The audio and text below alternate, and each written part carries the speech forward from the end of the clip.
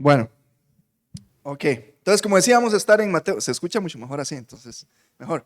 Vamos a estar en Mateo capítulo 12, les invito a ir ahí y después de haber entregado los saludos, si les preguntan, por favor, le cuentan que sí se los di.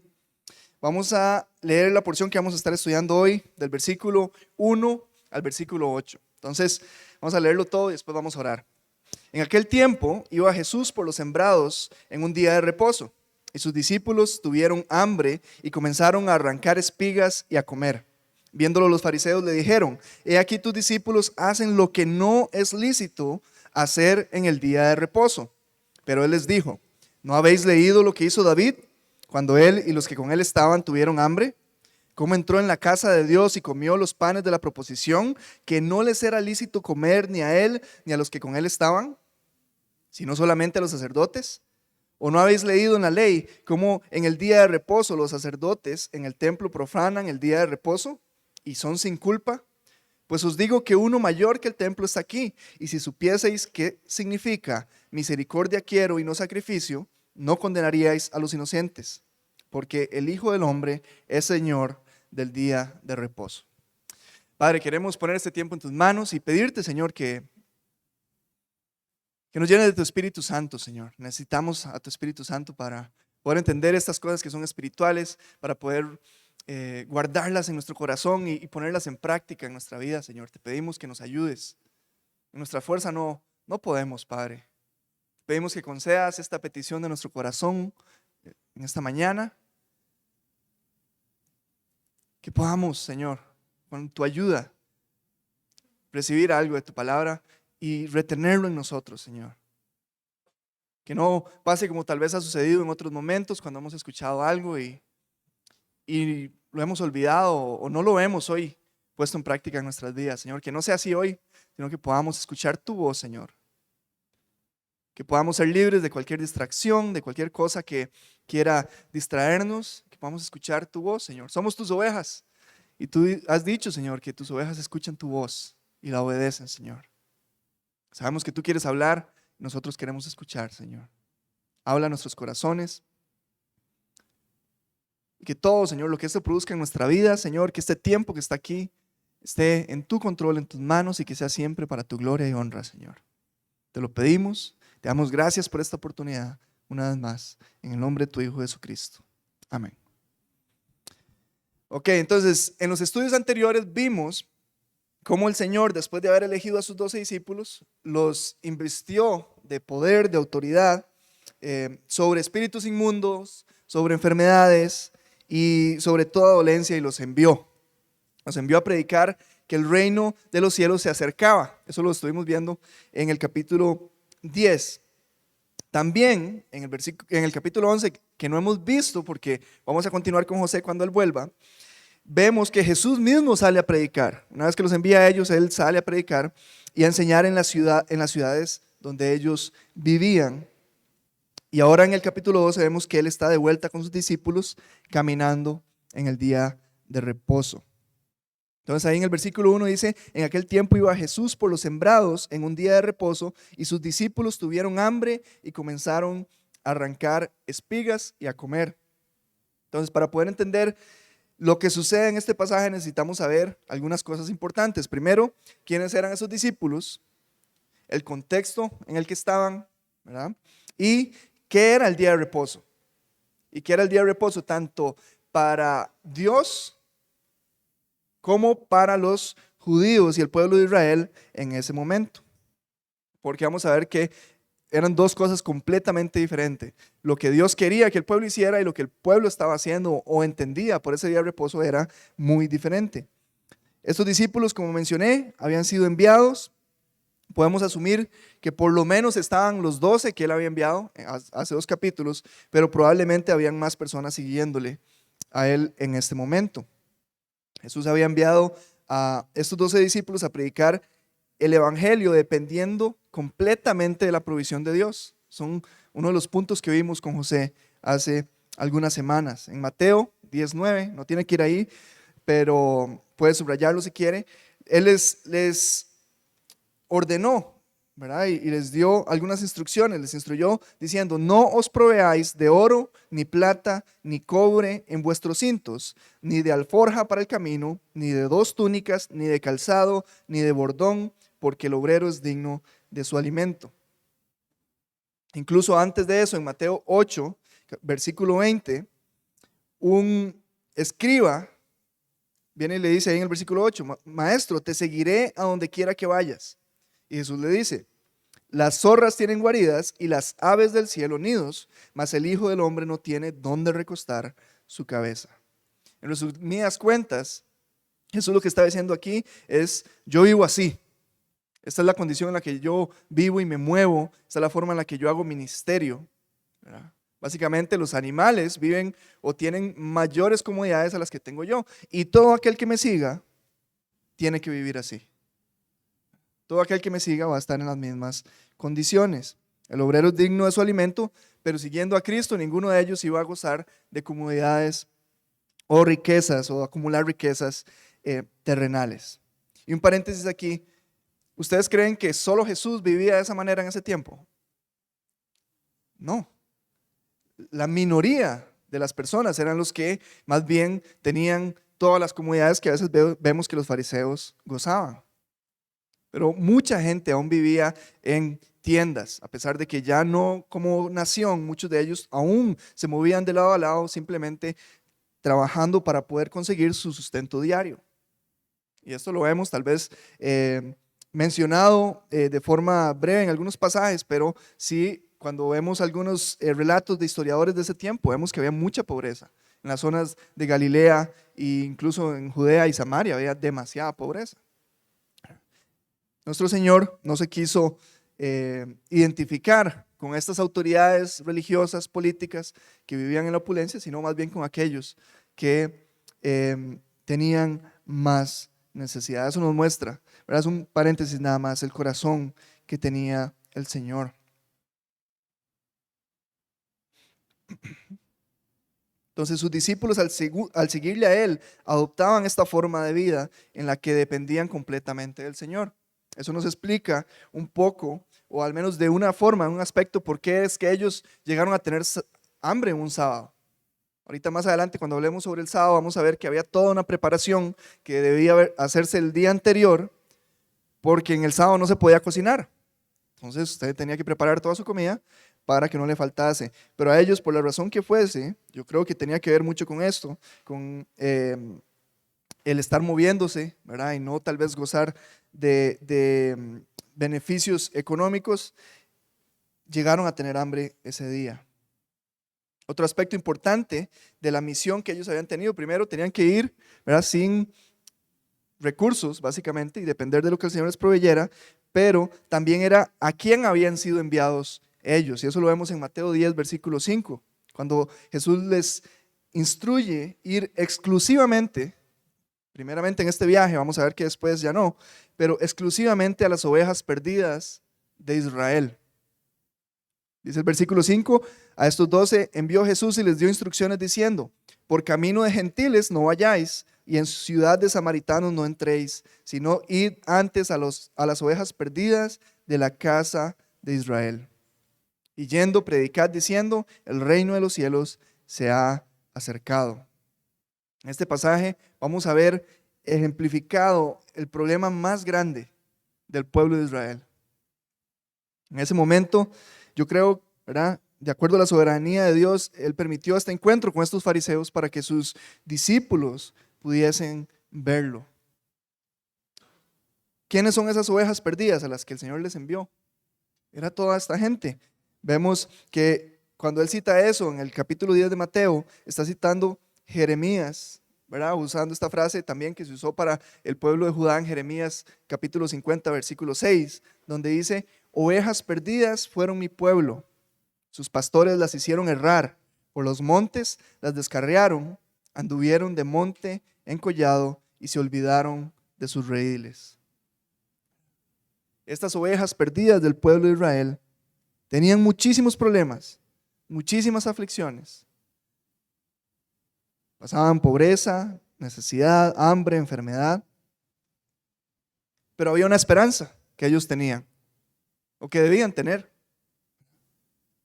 Jesús mismo se atribuye ser esa esperanza en el capítulo 4 de Lucas, versículo 17, donde dice que él entra a esta sinagoga y se le da el libro del profeta Isaías.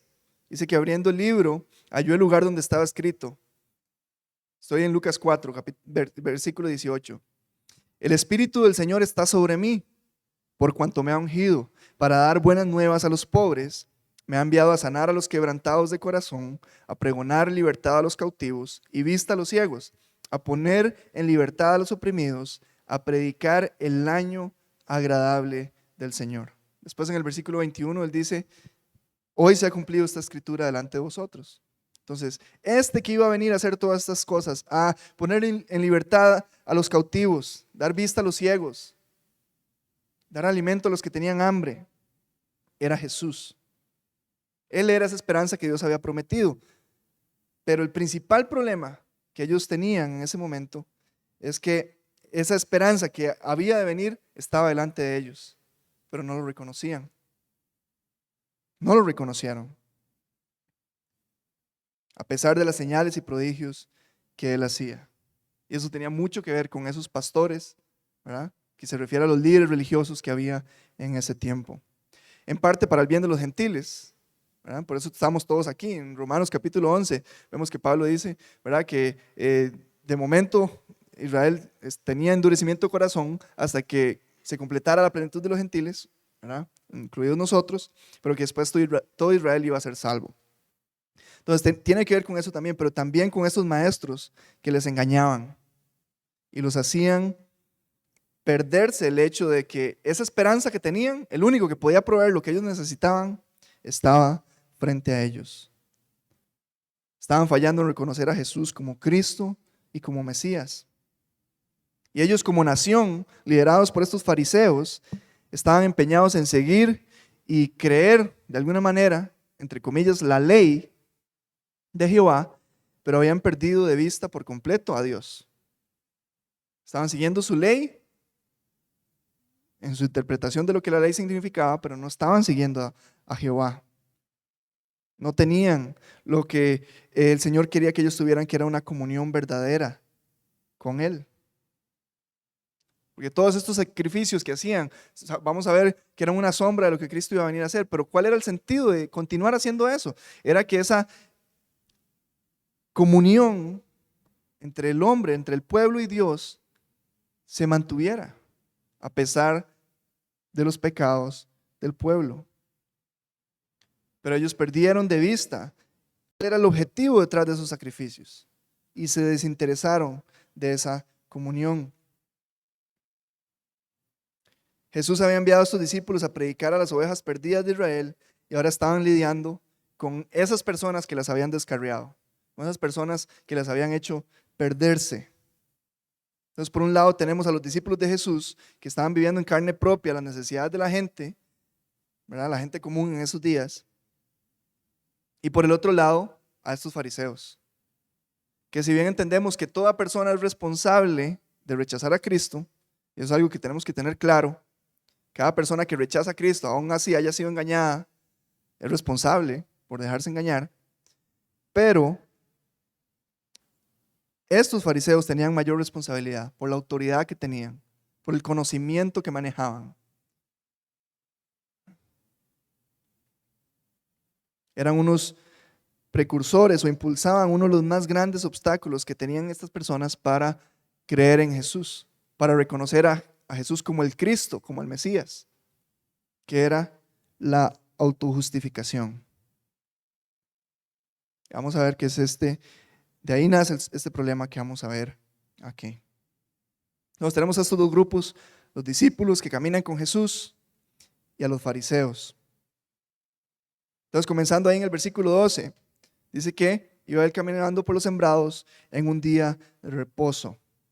El día de reposo había sido establecido por Dios para su pueblo. Lo encontramos por primera vez en Éxodo capítulo 16, versículo 23, donde se les instruye a ellos, ¿verdad?, que el sábado, dice, es santo día de reposo, el reposo consagrado a Jehová. Lo que habéis de cocer, cocedlo hoy, y lo que habéis de cocinar, cocinadlo todo lo que os sobrare, guardadlo para mañana.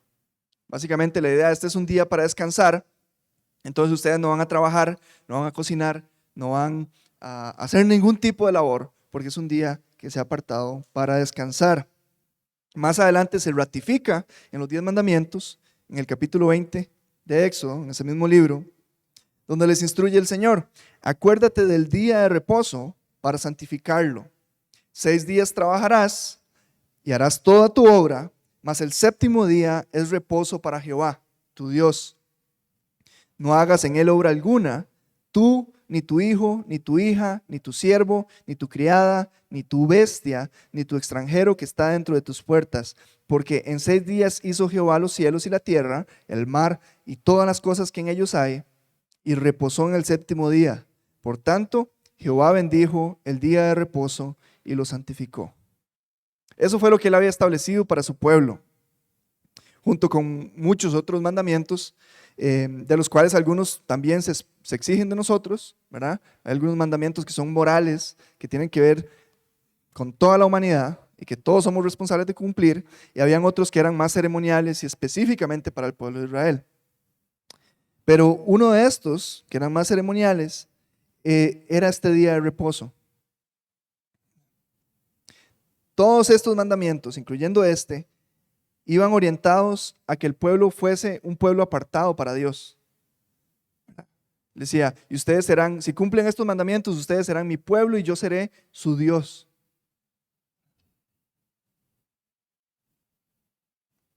Ellos tenían que diferenciarse de los demás pueblos porque a través de ese pueblo iba a venir el Salvador. Ellos tenían que ser un pueblo que se distinguía en la forma en la que amaban a Dios y también a su prójimo. Estos mandamientos que llamamos la ley o la Torá también tenían un resultado de acuerdo a la obediencia que ellos tuvieran. Ustedes pueden estudiarlo, ¿verdad? Como básicamente si ellos obedecían los mandamientos de Dios, Él iba a ser su Dios, ellos iban a ser su pueblo y Él los iba a bendecir, los iba a prosperar y proteger. Pero si no los cumplían, lo que iba a venir era maldición. Dios los iba a dejar y los iban a llevar cautivos, que vimos que al final ese fue el resultado que hubo. Y esta ley, sobre todas las cosas, ¿verdad?, apuntaba a la necesidad que tenían ellos y que todos tenemos de tener un Salvador. Eso era básicamente lo que la ley tenía que hacer. Primero, sí les ayudaba a tener una comunión ceremonial con el Señor, pero los sacrificios y todo eso no quitaban el pecado. Les apuntaban a que iban a necesitar un sacrificio perfecto. Como dice Pablo en Gálatas capítulo 3, versículo 23, si me acompañan ahí. Dice, pero antes que viniese la fe, estábamos confinados bajo la ley, encerrados para aquella fe que iba a ser revelada. De manera que la ley ha sido nuestro ayo para llevarnos a Dios a fin de que fuésemos justificados por la fe. Entonces la ley era ese maestro que nos llevaba de la mano y nos mostraba, vea, esto es lo que usted necesita. Usted no puede cumplirme, no puede cumplir la ley de Dios perfecta de la forma en la que la necesita cumplir, que es una forma perfecta, completa. Entonces necesita a alguien. Y ese alguien es Cristo. La ley mostraba el estándar perfecto de Dios, que era un estándar bueno también, que ningún ser humano puede cumplir. Entonces, con esa necesidad latente de justificación, de ser justificado, porque no somos justos, que no puede obtenerse por medio de nuestras obras, el que se mostraba como esta solución y venía a revelarse en este momento que ellos estaban ahí era Cristo. Esa es la solución que Cristo ofreció para esa condenación que estaba sobre toda la humanidad. En Isaías 53, versículo 5, se habla acerca de Jesús de forma profética. Dice, mas Él herido fue por nuestras rebeliones, molido por nuestros pecados, el castigo de nuestra paz. Para nosotros tener paz con Dios, Cristo tuvo que morir. El castigo de nuestra paz fue sobre Él y por su llaga fuimos nosotros curados. Todos nosotros nos descarriamos como ovejas, cada cual se apartó por su camino, mas Jehová cargó en él el pecado de todos nosotros. Esto era lo que el Señor quería que ellos vieran. Toda la ley, incluyendo el sábado, tenían que cumplir. Todo lo que ellos trataban de seguir tan celosamente, de una forma hipócrita al final, pero trataban de seguirlo y se esforzaban por hacerlo, debía mostrarles a ellos que necesitaban a Cristo. Pero en la forma en la que lo estaban haciendo, era el principal impedimento que tenían para reconocer a Cristo como ese Salvador. ¿Qué fue lo que empezó a hacer el pueblo de Israel aquí? Empezó a agregar capas y capas de reglas sobre los mandamientos que Dios les había dado para no transgredir la ley. Igual lo hacían, pero empezaron a añadir todas estas capas alrededor. Podemos imaginarnos tal vez como una, ¿verdad? Está el mandamiento ahí y una cerca alrededor. Y alrededor de esa otra cerca. Y así, para mantenerse lejos de la posibilidad de pecar en contra de Dios en ese mandamiento específico. Pero era absurdo, porque aún así pecaban en contra de Dios. Empezaron a hacer esto y en lugar de honrar a Dios y permanecer en dependencia de Él, llegaron a autojustificarse. A decir, no, yo soy muy bueno porque vea lo que hago en el sábado o lo que dejo de hacer en el sábado. O vea los sacrificios que tengo que hacer. En lugar de que el sacrificio, el derramamiento de la sangre fuese una imagen de lo horrible de su pecado, decían, no, vea qué buen cordero traigo yo para Dios. Soy muy carga, soy muy chiva. El problema es que muchos de nosotros, y de nuevo, no piensen nada más, piensen usted, muchos de nosotros muchas veces pensamos así. Creemos, a veces venimos a la iglesia y tal vez hemos fallado en la mañana, no sé, le hablé mal a alguien o nos peleamos y venimos así, soy un miserable, el Señor no me va a hablar, el Señor no me va a bendecir, el Señor no, ¿verdad? Y estamos centrándonos en nosotros.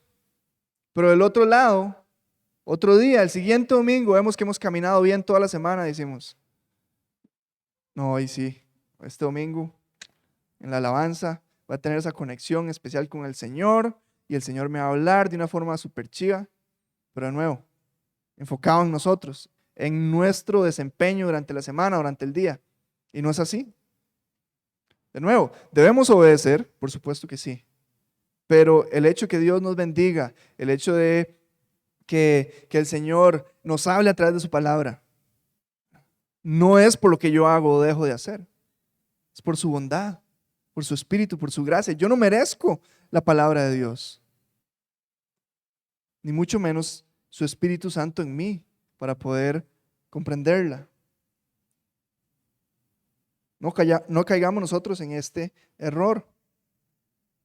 Los líderes religiosos en ese momento habían convertido la ley, que ya eran suficientes mandamientos, en 613 mandamientos o reglas. Eso lo dice el mismo Talmud, ¿verdad? Que era, podemos decir, la tradición oral que se recopiló primero en Babilonia y después en Israel, después del exilio. Entonces, eran 365 reglas negativas, ¿verdad? No hagas esto, no toques aquello, no vayas allá, y 248 positivas. Ellos argumentan, por supuesto, si usted le pregunta a un rabino hoy, le va a decir que esa era la ley oral que Dios le dio a Moisés, ¿verdad? Y que no se escribió, sino que se pasó oralmente por toda la historia, pero lo que realmente vemos en la historia nosotros es que llegó a recopilarse y a ponerse como ley hasta el exilio, ¿verdad? Cuando estaba en Babilonia y después continuó usándose. Estas leyes autoimpuestas por ellos mismos es donde nace ese conflicto y esta confrontación que están teniendo con Jesús. Y esto es un punto también de inflexión en la historia de los evangelios, porque antes de esto habían tenido interacciones con Jesús, podríamos decir, bastante amistosas, ¿verdad? Pero aquí es donde empiezan a tener esa confrontación ya directa en contra de él, a acusarle. Antes era como, ¿qué tengo que hacer para ser salvo? ¿Qué tengo? Oh, maestro, ¿verdad? Pero aquí ya empiezan a decirle, no, sus discípulos son pecadores, usted es un pecador también, ¿verdad? Cambia mucho. Y ya después vamos a ver que estas confrontaciones o estos roces se convierte ya en una persecución aún más viva en contra de Dios. Entonces sus discípulos tuvieron hambre y comenzaron a arrancar espigas ahí en los campos. Usted agarraba, veía el trigo que estaba listo, lo agarraba con su mano, lo frotaba entre sus manos para quebrarlo, ¿verdad? Y sacar la parte comestible. Tal vez lo soplaba para quitar las cáscaras o la basurilla y se lo comía. Y la ley no condenaba a hacer esto. La única prohibición medio relacionada a esto la encontramos en Deuteronomio capítulo 23, versículo 24 al 25, donde el Señor les instruye y dice: cuando entres en la viña de tu prójimo, podrás comer uvas hasta saciarte, mas no pondrás en tu cesto. O sea, usted coma y llénese el estómago, está bien, pero no se pase, no se va a llevar un saco de uvas para su casa. Cuando entres en la mies de tu prójimo, podrás arrancar espigas con tu mano, mas no aplicarás hoz a la mies de tu prójimo, ¿verdad? Se puede con su mano comer lo que necesita para saciar su estómago, pero no se vaya a cortarlo con una hoz o con un machete, porque eso ya es aprovecharse. A pesar de que este mandamiento no tiene que ver con el sábado específicamente, sí nos habla del sentido o del corazón que Dios puso en la ley. Cada quien debía trabajar para satisfacer sus necesidades, pero si alguien tenía hambre, por la razón que fuese, porque estaba viajando, porque era pobre, porque el clima no había favorecido sus cosechas, podía ir, ¿verdad?, al campo de su vecino y saciar su hambre, su necesidad. Podía cosechar con su mano, sin aprovecharse. De hecho, había instrucciones para que las personas que tenían plantaciones, que tenían campos, en Levítico 19:10, que no rebuscaran su viña. Les dice ahí: y no rebuscarás tu viña, ni recogerás el fruto caído de tu viña. Para el pobre y para el extranjero lo dejarás. Yo, Jehová, vuestro Dios. Dios incluyó en su ley instrucciones para que se tomara cuidado de estas personas que tenían necesidad, tenían hambre. Había que dejar cierto alimento ahí para que estas personas pudieran cosecharlo y tuvieran un sustento. Porque el hambre y la necesidad de las personas, y esto es algo que tenemos que tener claro, es algo de lo que Dios tiene cuidado y por lo que el Señor se duele. Nosotros estamos enfocados siempre en la enseñanza de la palabra en la Biblia como iglesia, y todos como individuos tenemos que también enfocarnos en la palabra de Dios, pero el Señor también nos llama a velar por las necesidades de otros, como iglesia y como individuos. Es algo por lo que el Señor también se duele y nos manda a nosotros, ¿verdad?, a poder ser de bendición para otros. A veces seguimos pensando que lo que Dios nos da, que decimos: no lo merecemos, Dios me lo dio, ¿verdad? Todo es gracias a Dios, pero seguimos creyendo que es para nosotros. Dios me da, y Dios me da más, y lo decimos, yo sé, y todos aquí lo han dicho, así que no digan que no.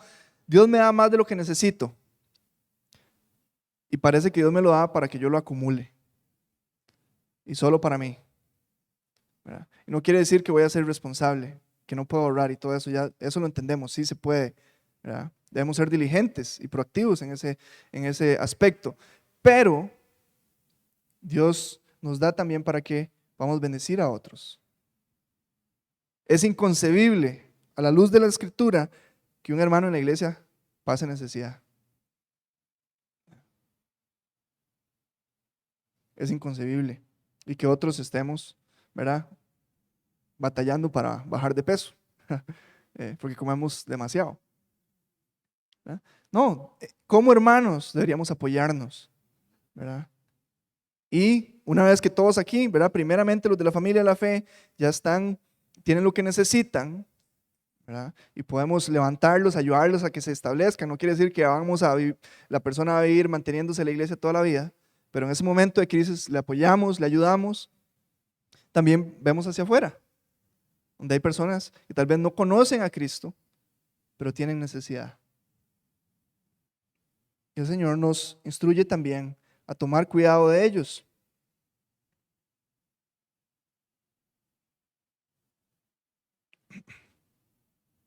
Entonces, el corazón de la ley era este. No era primeramente las reglas, y mucho menos las de ellos que ellos impusieron, sino que esto fuera una bendición para las personas. Más adelante lo vamos a ver. Entonces, estos fariseos estaban condenando aquí a los discípulos por arrancar el trigo. Eso era un trabajo. Frotarlo entre sus manos era otro. Soplar era otro. Ajá. Porque estaban limpiando el alimento, ¿verdad? Entonces, 3 trabajos estaban haciendo y por lo tanto estaban pecando. Esa era la interpretación que ellos tenían. En la mente de esos fariseos, todo eso era pecado. Hacerlo durante el sábado. Pero, de nuevo, era de acuerdo a sus tradiciones, que ellos mismos habían impuesto. Hasta el día de hoy, de hecho, se mantienen esas restricciones. Que no se han deshecho de ellas. Por ejemplo, hay un versículo en Éxodo, capítulo 23, versículo 19, que dice: no cocerás el cabrito en la leche de su madre. No voy a entrar a interpretar ese verso, pero ¿qué es lo que dice claramente? Usted no va a agarrar un cabrito, lo va a sacrificar y lo va a cocinar en la leche de su mamá. Eso es lo que Dios dice. Es un mandamiento interesante. Ellos tenían que cumplirlo. ¿Qué era lo que ellos tenían que hacer? Asegurarse de no cocinar a un cabrito en la leche de su mamá. Pero entonces empiezan a decir: ¿y si por equivocación resulta que cociné el cabrito en la leche de la mamá? Bueno, no, entonces por si acaso, no cocinemos cabrito con lácteos, con leche. Ok, pero ¿y cómo sé yo que es un cabrito? No, entonces ningún animal. Y ya después incluso hasta las aves. Vea, y esto lo saqué de un foro de ellos. Alguien pregunta: ¿por qué no se puede cocinar carne y leche y lácteos? ¿Verdad? Entonces responde: para prevenir errores, los sabios prohibieron comer carne y productos lácteos en la misma comida, o prepararlos con los mismos utensilios. Por lo tanto, en una cocina kosher debe tener 2 juegos separados de ollas, sartenes, vajillas y cubiertos, uno para carnes o aves y el otro para productos lácteos. ¿Verdad? Entonces ya ni siquiera no los cocine juntos, ni siquiera use las mismas ollas, ¿verdad? Entonces es como este montón de cercas alrededor de un mandamiento para no transgredirlo. Pero de nuevo, usted dice: pero es una buena intención. Si estuvieran haciéndolo de corazón, buscando al Señor, sí, tal vez yo diría que sí, a pesar de que es un poco exagerado.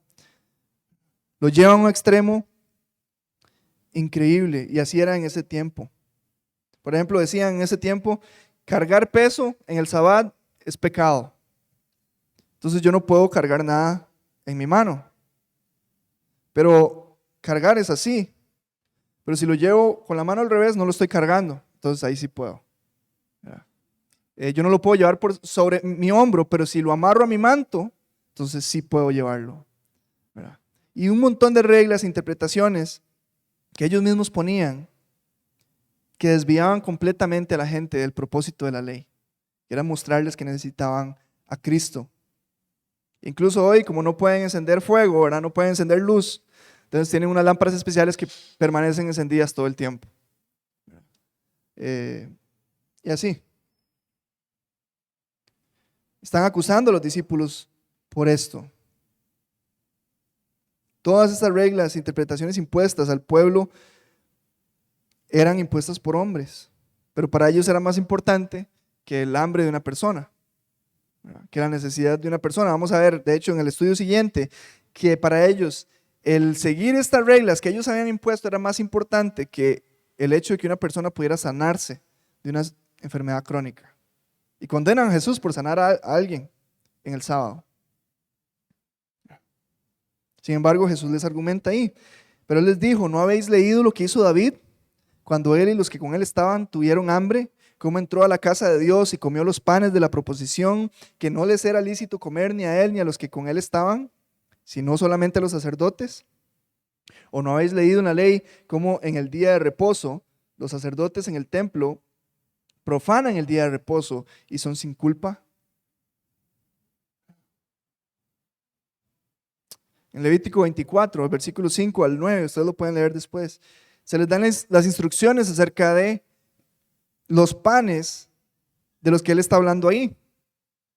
Ustedes después pueden buscar ahí también esa historia en 1 Samuel, capítulo 21, donde David llega, está huyendo de Saúl, llega al lugar donde estaba el tabernáculo y le dice al sacerdote: tenemos hambre, denos lo que sea de comer. Y no había más que estos panes.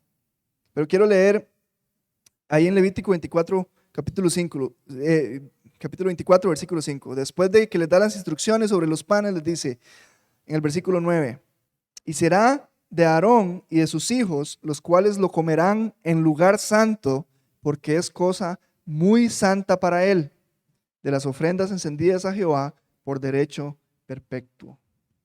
La ley claramente declaraba que esos panes que eran puestos delante del Señor no debían ser consumidos por nadie más que los hijos de Aarón. Ninguna persona podía comerlos porque eran cosa muy santa para él. Sin embargo, el sacerdote Ahimelech toma los panes y se los da a David y a sus hombres si se habían guardado de mujer. O sea, si no habían tenido relaciones con mujeres en 2 días, creo, algo así. Y ellos lo comen. El punto aquí, y es a lo que Jesús va, es que David y sus hombres estaban hambrientos. Y no fue que David llegó ahí todo caprichoso a decir: quiero los panes de la proposición, porque yo me los merezco. No. Él dijo, o sea, lo que tengas a mano. Ahí, 1 Samuel, capítulo 21, versículo 3, les dice: ¿qué tienes a mano? Dame 5 panes o lo que tengas. ¿Verdad? Y él buscó, no tenía nada y se los dio. No era maliciosamente que él estaba pidiendo comer de sus panes. En ese caso, de tal necesidad, donde ellos tenían hambre, donde no había otra cosa que darles, la integridad de sus hombres fue más importante para el sacerdote y para Dios también, que esa restricción que él le había puesto, ¿verdad? De que solo los hijos de Aarón podían comerlos.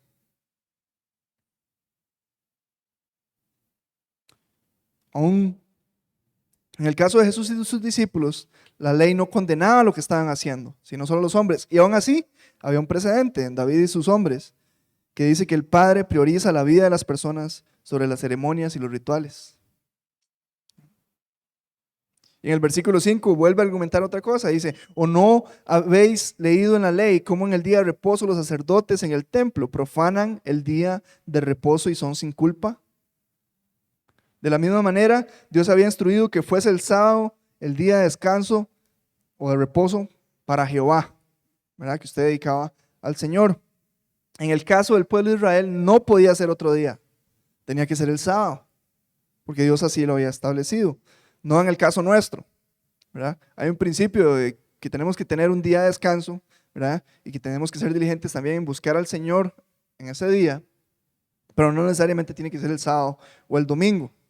Y ustedes pueden leer en Colosenses capítulo 2, versículos 16 y 17, donde Pablo dice que nadie los juzgue, ¿verdad? En comida o bebida o en cuanto a días de fiesta, luna nueva o días de reposo, todo lo cual es sombra de lo que ha de venir, pero el cuerpo es de Cristo. Para nosotros es diferente. Ya nadie puede decirnos, no, tiene que ser el sábado, pero para ellos sí era el sábado. Y aún así, ellos, los sacerdotes, eran sin culpa. Había una necesidad enorme que debía cumplirse cada sábado. En el templo, en el tabernáculo, todos los días se hacían sacrificios en la mañana y en la tarde, pero el sábado era doble. Eso lo vemos en Números 28, versículo 9. Se hacen sacrificios además de el holocausto que se hacía continuamente. Entonces hay una instrucción ceremonial que Dios había establecido, que es importante e inviolable, cuya transgresión implicaba la muerte. Ese era el castigo por incumplir el día de reposo, ¿verdad? La gente era lapidada. Pero había una necesidad mayor de ofrecer estos sacrificios a Jehová. De modo que aquellos que habían sido señalados por Dios podían, sin culpa, trabajar, incluso más que los otros días, en el día que todo el pueblo debía descansar. Esto quiere decir que las leyes y mandamientos de Dios pueden ser definidos por nosotros. Ah, no, son subjetivos. Es que eso dice así, pero su interpretación es esta. No, para nada, de ninguna manera. Sino lo que esto dice es que estas ordenanzas son definidas por el carácter y la bondad de Dios. Y les recuerdo que estamos hablando de mandamientos que tienen que ver con leyes ceremoniales, ¿verdad? No morales. Son cosas diferentes. ¿Verdad? Las morales atañen a todos en todo tiempo y en todo momento, ¿verdad? Pero las ceremoniales eran para el pueblo de Israel. Todos entendemos aquí el hecho de que el que yo tenga hambre no justifica que vaya y le dé un mordisco a un pollo rostizado en Walmart, ¿no? Algo así, ¿verdad? Todo el mundo sabe que eso está mal. ¿Por qué? Porque no me estoy muriendo de hambre. ¿Verdad? Aunque también entendemos que incluso en los mandamientos morales se prioriza la vida de las personas, ¿verdad? Yo no voy a llevar a juicio a alguien porque nos robó un cable de estos para sacar a alguien que se está ahogando ahí en una poza o hacerle un torniquete a alguien que se estaba desangrando. Entendemos que es justificable, había una emergencia, está en peligro la vida de alguien, ¿verdad? O las personas que mintieron para esconder a los judíos en el holocausto. Mintieron, entonces, ¿verdad? No, estaba en peligro, en juego la vida de otras personas. Entonces, tomamos el mandamiento que es mayor. No quiere decir que los definimos o los cambiamos, simplemente reconocemos ese valor que hay en la vida. Esto no tiene nada que ver con, yo robo porque soy pobre o porque esta sociedad es injusta, para nada. O, no, yo voy a matar a este bebé porque no estoy preparada para ser mamá, o cosas así. Son cosas completamente diferentes. Más bien nos lleva a este balance que encontramos en la Escritura a priorizar la vida de las personas. Lo que ellos aquí no estaban viendo es que a pesar de que Dios estableció esas leyes ceremoniales para el pueblo de Israel, estaban mucho más interesados, o Dios estaba mucho más interesado en el tener el corazón de ellos antes que todos estos rituales. Y vemos que de hecho Él considera inservibles todos los rituales, los considera desagradables y asquerosos cuando son ofrecidos sin un corazón recto delante de Él. Y Él les dice en el versículo 6 de Mateo 12, pues os digo que uno mayor que el templo está aquí, y si supieseis qué significa misericordia quiero y no sacrificio, no condenaríais a los inocentes. Misericordia quiero. Esa palabra ahí es Helios, por eso así se llama el grupo de jóvenes adultos, misericordia. Misericordia quiero y no sacrificio. Ahí está citando Oseas capítulo 6, versículo 6 en realidad, donde está hablando de Efraín y Judá. Él dice en el versículo 4, ¿qué haré a ti, Efraín? ¿Qué haré a ti, oh Judá? La piedad vuestra es como nube de la mañana y como el rocío de la madrugada que se desvanece. Por esta causa los corté por medio de los profetas, con las palabras de mi boca los maté, y tus juicios serán como luz que sale. Porque misericordia quiero y no sacrificio, y conocimiento de Dios más que holocaustos. Judá y Efraín se habían apartado de Dios, pero no de los rituales. Ustedes pueden buscar ahí en Oseas capítulo 5, versículo 6, donde dice que ellos iban con sus animales buscando a Dios. O sea, la idea ahí es que iban a hacer sacrificios, pero se habían apartado de Él. Dios se había apartado de ellos completamente también. De la misma manera, estos fariseos e Israel como nación se apartaron de Jehová, incluso hasta el día de hoy. Siguen haciendo sus rituales, sus cosas, no pueden hacer sacrificios porque no hay templo, pero se han apartado de Dios. porque misericordia quiero y no sacrificio, y conocimiento de Dios más que holocaustos. Y eso es a lo que Jesús va aquí. Yo preferiría que ustedes me conozcan, que me reconozcan quién soy, antes de que sacrifique un animal sin arrepentirse y sigan con su día como si nada. Prefiero un corazón misericordioso que se parece al mío a este montón de holocaustos, a este montón de reglas sin corazón. Porque uno mayor que el templo está aquí. No lo reconocían. Jesús estaba ahí, ellos seguían sin aceptar que le necesitaban. Seguían autojustificándose.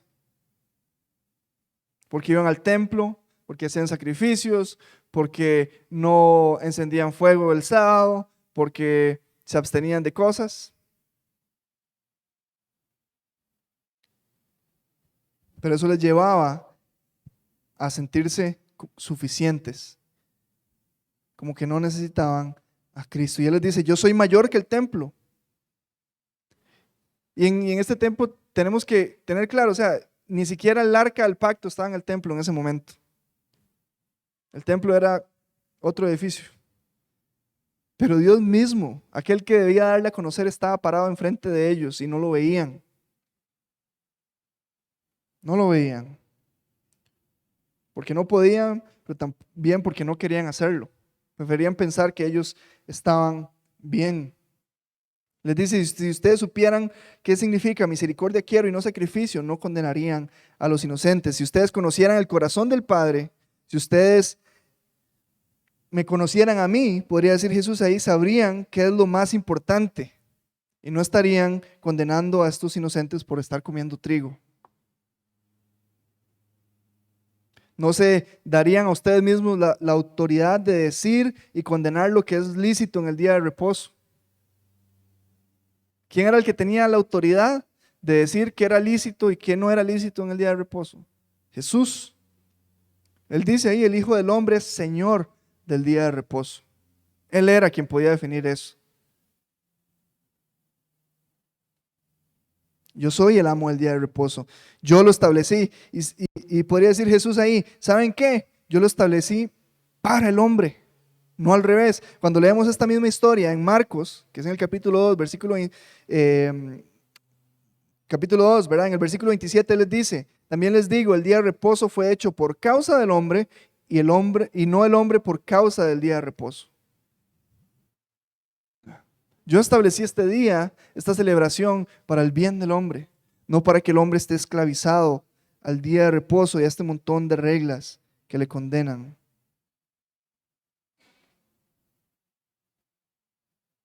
Estos hombres estaban realmente ciegos. Estaban enfocados en seguir este montón de tradiciones y reglas, pero se habían olvidado de Dios. Cumplían con ritos y ceremonias, pero no les interesaba conocer a Dios porque Dios estaba frente a ellos y lo rechazaban. Hay muchas personas que están así, incluso hoy. Tal vez en medio de nosotros. Solo dígame lo que tengo que hacer para ser salvo y las panderetadas, déjeselas usted, ¿verdad? Ya después de que yo salgo de aquí, pero no se interesan por conocer a Dios. Simplemente, ¿qué es lo que tengo que ir a la iglesia? Ok, voy a ir a la iglesia. Tengo que leer, ok, la voy a leer. Y así van, siguiendo reglas, pero de esta manera, sin realmente reconocer que necesitan a Cristo. Siguen pensando que por hacer aquí, por ir allá, son justificados, pero así no funciona. Juan 17:3, Jesús está orando y Él dice, esta es la vida eterna, que te conozcan a ti, al único Dios verdadero, y a Jesucristo a quien has enviado. Conocer, no saber de Él. No hacer cosas, no ir a la iglesia, no leer, es conocer a Cristo, esa es la vida eterna. Entonces tenemos que tener cuidado en estar confiando en nuestras obras o en nuestra obediencia también. Mi confianza no está ahí. Está en Cristo. Si yo busco obedecer a Dios, pero con un corazón endurecido en contra de Él, de nada me sirve. De nada me sirve. Debo reconocer que Él ya lo ha hecho todo. Por supuesto, busco con todas mis fuerzas obedecerle en toda mi vida. Pero yo sé que eso no es suficiente para salvarme, porque no necesito salvarme. Él ya me salvó. Como ya me salvó, entonces busco vivir para Él. Debemos ahora descansar en Él. Debemos ser obedientes y somos obedientes porque lo amamos. Jesús mismo dice en Juan 14, ¿verdad? Si me aman, guarden mis mandamientos. Él es nuestra suficiencia. En Él es en quien confiamos. Él es también nuestro reposo. Para terminar, si podemos ir ahí a Hebreos capítulo 4.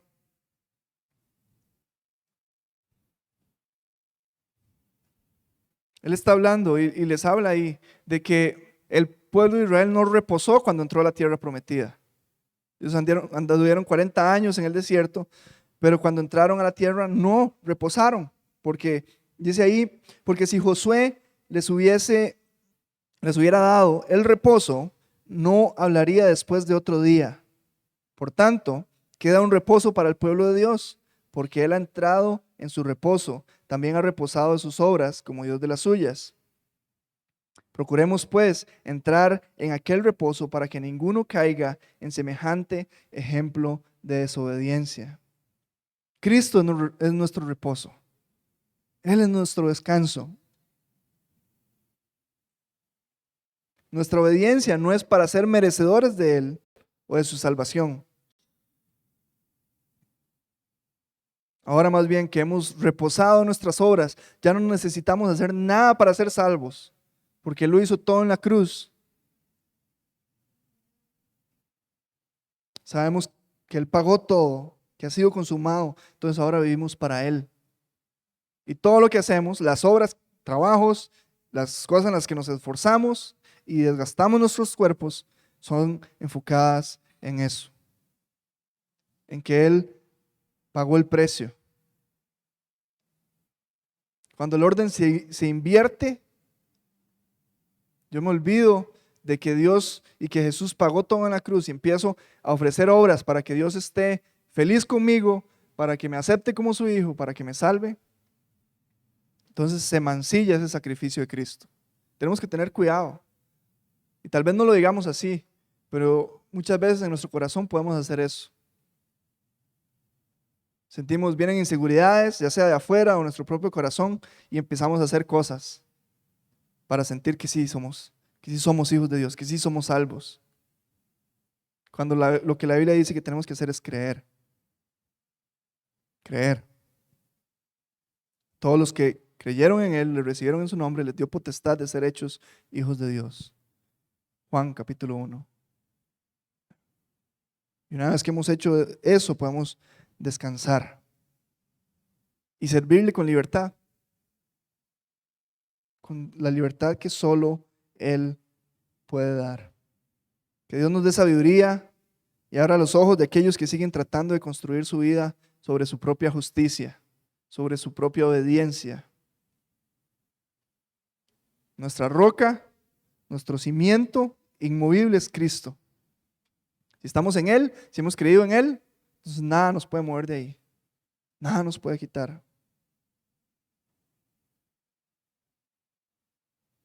Recordemos que hoy debemos, no es una opción, debemos reposar, depositar nuestra confianza en cuanto a la salvación en lo que Él hizo. Como dice el autor de Hebreos ahí, para que ninguno caiga en semejante ejemplo de desobediencia, que siga haciendo obras para salvarse. Debemos descansar en Él sabiendo que Él ya nos salvó. De lo contrario, y va a sonar fuerte esto, pero si yo sigo haciendo obras para salvación, me voy a ir al infierno, porque no estoy confiando en lo que Cristo hizo. Y nadie en su propia justicia puede ir al cielo. Ninguna obra es suficiente, ninguna obra es algo que Dios pueda recibir como pago por el pecado, solo la que Cristo hizo en la cruz. Entonces, esta es una oportunidad también para ponernos a cuentas con Dios. Ahorita vamos a compartir la comunión, pero tenemos que recordar esto. que si somos salvos, que si tenemos esperanza, que si somos aceptos a la mesa del Señor, es por lo que Él hizo en la cruz, porque Él entregó su cuerpo para ser molido por nosotros, no porque me porté bien hoy, ni tampoco me voy a abstener de esto porque fallé. No, hay una advertencia que dice que tenemos que ponernos a cuentas con Él, por supuesto que sí. Pero si podemos compartir de esto hoy es por lo que Cristo hizo. Entonces examinemos nuestro corazón y pidámosle al Señor que Él examine nuestro corazón. A ver si en algún momento o tal vez con algunas actitudes estamos contradiciendo esto, de que Él es suficiente, de que su sacrificio fue suficiente. Y seguimos sintiéndonos condenados un día y el otro no. No. Por supuesto que yo me siento mal cuando peco, cuando me equivoco, porque no quiero fallarle al Señor, porque le amo. Pero yo sé que eso no me destituye de su gloria, porque para los que están en Cristo no hay condenación. Entonces voy a pedirle a los músicos que pasen. Y este es un tiempo en el que todos nosotros vamos a tomar unos minutos mientras ahorita que vamos a cantar y pensar en lo que el Señor ha hecho y cómo hemos respondido nosotros a Él. Porque sí es importante.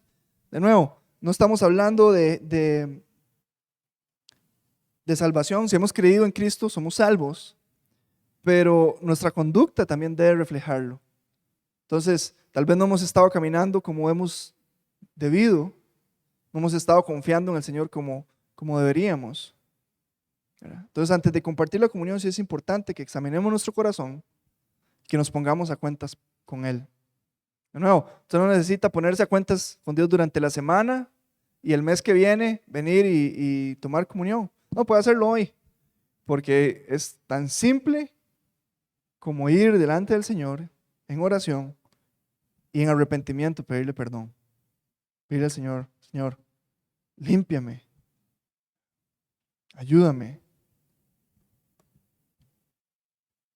No quiero tomar la comunión sabiendo que hay separación entre nosotros en esa comunión. Restaura esa comunión para que yo pueda ir tranquilamente a gozar de esto que vamos a compartir hoy con mis hermanos, donde recordamos juntos lo que Él ha hecho. Y antes de hacerlo, quisiera ofrecer la oportunidad de que si alguien, mientras estamos cantando, ¿verdad?, no ha reconocido a Cristo como su Señor, nunca ha tomado una decisión de fe, de entregar y depositar toda su confianza en Cristo, a que lo haga. Vamos a cantar una canción, meditemos estas cosas, pongámonos a cuentas con Dios si necesitamos hacerlo, y después vamos a orar antes de compartir la comunión. Y vamos a ir delante de Dios. Si alguien no le conoce, hoy puede ser el día en el que puede recibirle.